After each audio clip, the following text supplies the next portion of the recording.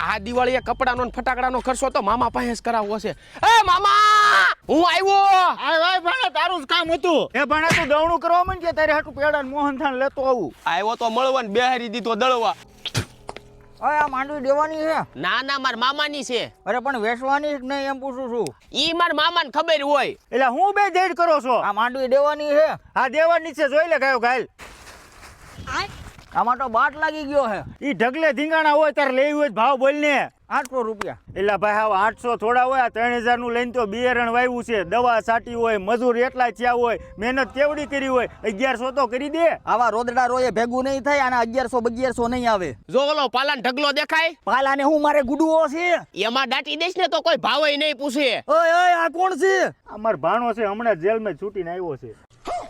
આલ્યો આ સીટી હમણાં મારી ગાડી આવીને 1100 માં ભાવમાં ભરી જાહે. વાહ ભણા વાહ. મામા હવે કપડા ને ફટાકડા લઈ દે.